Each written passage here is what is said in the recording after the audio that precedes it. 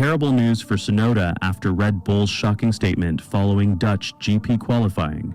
Red Bull drops huge bombshell on Tsunoda with shocking statement following Dutch GP qualifying.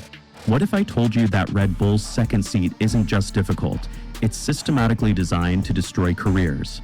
That Isaac Hajar qualifying P4 at Zandvoort while Yuki Tsunoda crashed out in Q2 wasn't just bad luck, but the inevitable result of a toxic car development philosophy that even Max Verstappen can't fix?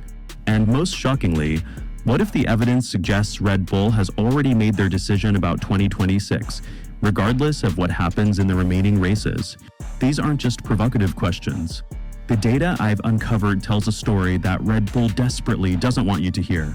A story about systematic failure, career destruction, and a team so focused on one driver that they've forgotten how to build cars for anyone else.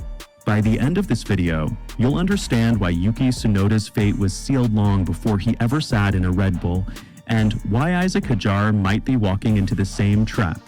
Let's start with the numbers that Red Bull can't explain away. Yuki Tsunoda, 12 races as Max's teammate, 7 points. 7. That's not just underperformance, that's systematic failure. But here's what makes it truly damning. Liam Lawson, driving for the junior team, scored 20 points. Daniel Ricciardo managed 22 before being dropped. At Zandvoort, the evidence became undeniable. While Isaac Hajar secured P4, ahead of both Ferrari drivers and George Russell, Yuki couldn't even escape Q2. But this isn't just about one weekend. According to the championship standings, Hajar is now the highest-ranked Red Bull-affiliated driver not named Max Verstappen. A rookie in the sister team is outperforming Red Bull's chosen one. The pattern extends beyond just results. Sergio Perez lasted years before the pressure broke him. Liam Lawson's stint was described as the shortest ever in Red Bull's history. Now Yuki faces the same systematic destruction. 3 different drivers, 3 different skill sets, identical outcomes. This isn't coincidence. It's evidence of something fundamentally broken in Red Bull's approach. But wait, because what I'm about to reveal about Red Bull's car development philosophy will completely change how you see this entire situation. Here's where the story takes a shocking turn. When team principal Laurent Mekies was asked why Red Bull can't learn from Racing Bull's superior performance, he revealed something extraordinary. No, we can't draw motivation from Racing Bull's car. There's a genesis of the car. Where the cars are coming from is too different for anyone to transfer anything from one car to another. Think about what this admission means. Red Bull has created 2 completely separate development paths, and ironically, the junior team's approach is working better. They literally cannot learn from their own sister team's success. This isn't just organizational dysfunction, it's systematic technical failure at the highest level of the sport. The evidence suggests Red Bull has been operating as Max Verstappen's personal car development program for so long that they've forgotten how to build cars for normal human beings. Every aerodynamic choice, every suspension setting, every brake balance characteristic has been optimized for one driving style. The result? A car so specifically tailored that anyone else who attempts to drive it faces career destruction. Laurent Mekies publicly claims they're supporting Yuki. The priority is to give Yuki what he needs to perform. We have been trying that for a number of races now, but his own technical admission contradicts this support. If they can't even learn from Racing Bulls, their own sister team, how can they possibly adapt the car to Yuki's needs? The timing of recent events reveals Red Bull's true intentions. Reports suggest they're not just considering Isaac Hajar as a replacement, they're actively evaluating external candidates like Alex Palou, the 4-time IndyCar 500 champion with McLaren Academy experience. When a team starts looking outside their own driver pool, that's the clearest evidence that internal options have already been written off. But here's the most revealing detail. With Arvid Lindblad entering Formula One soon, Red Bull faces a mathematical problem. 3 promising drivers don't fit into 2 Racing Bull seats. The evidence suggests someone has to make room, and both current Racing Bulls drivers are being positioned as potential replacements for Yuki. Sources indicate that Red Bull's evaluation criteria have fundamentally shifted. They're no longer just looking at current performance, They're preparing for 2026 regulation changes and the possibility that Max Verstappen might leave if the car isn't competitive. Isaac Hajar isn't just being considered as Yuki's replacement. He's being evaluated as the cornerstone of the Austrian team's rebuild if everything falls apart. The next revelation will shock you, because Red Bull's 2026 planning suggests they're preparing for something that could completely reshape the grid. Here's where the story becomes truly explosive. Multiple sources point to negative predictions for Red Bull's powertrain division heading into 2026. The regulation changes offer a complete reset, but Red Bull seems to be preparing for failure rather than success. This explains their sudden urgency in driver evaluation. They're not just looking for someone to partner Max, they're looking for someone who can lead a rebuilding project.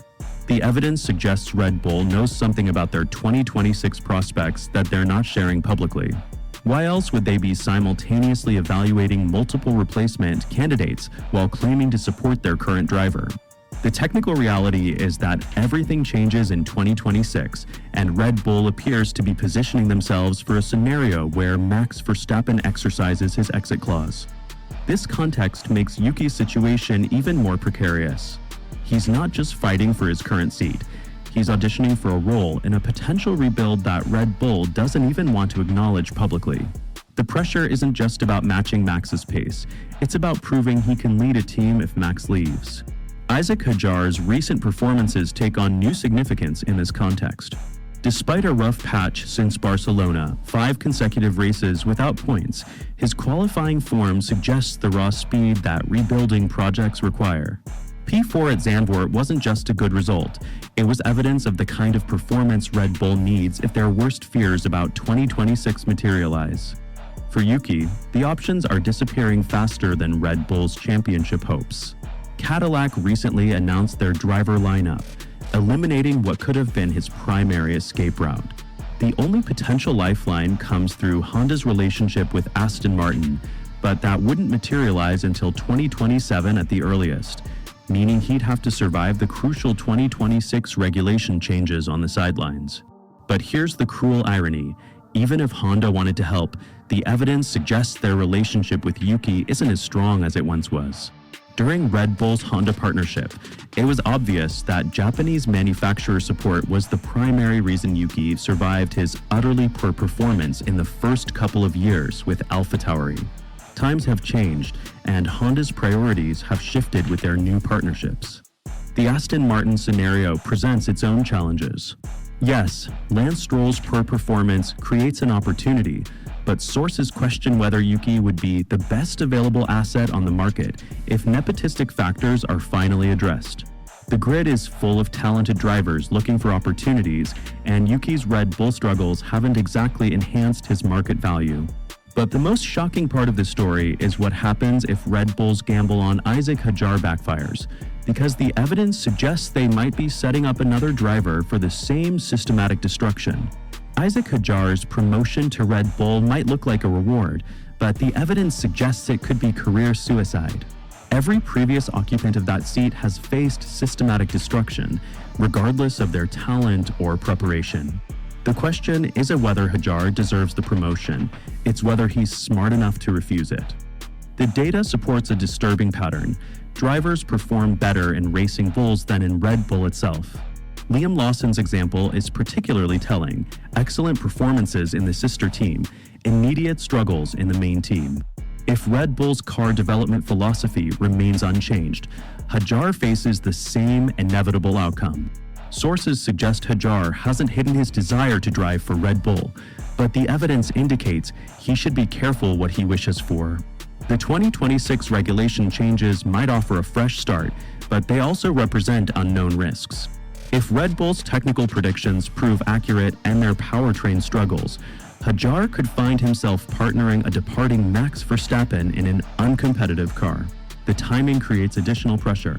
Hajar needs to make this decision while his stock is high, but accepting the seat means gambling his entire career on Red Bull's ability to solve problems they've consistently failed to address. The alternative, staying in racing bulls and continuing to outperform Red Bull's second seat, might actually be the smarter long-term strategy. The evidence points to a conclusion that Red Bull doesn't want to acknowledge. Their second seat problem isn't about drivers, it's about systematic organizational failure. Yuki Tsunoda's struggles aren't personal failings, they're predictable outcomes of a broken development process that prioritizes one driver above all others. Laurent Mekies can claim they're trying to find ways together to make a further step, but his own technical admissions contradict this optimism.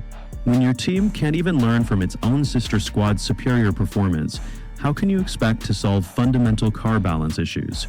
The 2026 regulation changes offer hope for a reset, but they also represent Red Bull's last chance to prove they can build cars for more than one driver. If they fail again, the pattern of career destruction will continue, and another promising talent will join the list of drivers broken by Red Bull's systematic dysfunction. Isaac Hajar's decision could define not just his career, but the entire future of Red Bull racing. Will he be smart enough to avoid the trap that destroyed his predecessors, or will ambition override evidence? The next few races will reveal Red Bull's true intentions. Yuki knows his future depends on performance that might be systematically impossible to achieve. Hajar knows that every session could be his audition for a poison chalice. And we know that Red Bull's second seat crisis represents something far more serious than simple driver underperformance. What's your take on Red Bull's systematic driver destruction? Should talented drivers avoid that second seat entirely, or can the 2026 reset finally break the pattern? Let me know in the comments and subscribe because this story is about to get even more complex as the season reaches its explosive conclusion.